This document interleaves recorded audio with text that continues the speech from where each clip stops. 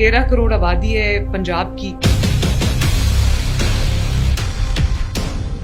मुझे नहीं पता कि कितनी आबादी किस सोशियो इकोनॉमिक कैटेगरी में फॉल करती है। हमारे पास किसानों का भी पूरा डेटा नहीं और बहुत दफा डेटा फज्ड होता है। टैक्स से बचने के लिए बहुत सारे लोगों ने 12-12 एकड़ में तोड़ के रजिस्ट्रेशंस हैं वो कराई हुई हैं। अभी हम अपना घर स्कीम जो है वो शुरू करने लगे हैं। मुझे नहीं पता पंजाब में 13 करोड़ अवाम में से कितने ऐसे लोग हैं जिनके पास उनका घर नहीं है और वो किराए पे रहते हैं या वो अभी मेक शिफ्ट अरेंजमेंट्स में रहते हैं। स्पेशल पीपल हैं, डिसेबिलिटी किस किस किस्म की है, कितने ऐसे लोग हैं जो अपनी लाइवलीहुड कमा सकते हैं, कितने ऐसे लोग हैं जो बेड रिडन हैं और अपने फैमिली पे शायद उनका एक एडिशनल बर्डन है, मुझे नहीं पता। तो मैं उनको किस तरह से हेल्प कर सकती हूँ, मेरे पास डेटा नहीं है। हमारे पास जो हेड ऑफ द फैमिली है उसका नंबर है, उसके नीचे कितने फैमिली मेंबर्स हैं हम नहीं जानते। तो मैं ये चाहती हूँ कि मेरे पास एक्यूरेट डेटा हो ताकि मैंने जिस कम्युनिटी के लिए, जिस सेगमेंट के लिए अगर मैं कोई रिलीफ लेके आना चाहती हूँ तो वो रिलीफ एग्जैक्टली उन्हीं लोगों को मिले जो इसके हकदार हैं। तो मैं ये समझती हूँ कि ये एक मच नीडेड लेकिन बहुत एक वेलकम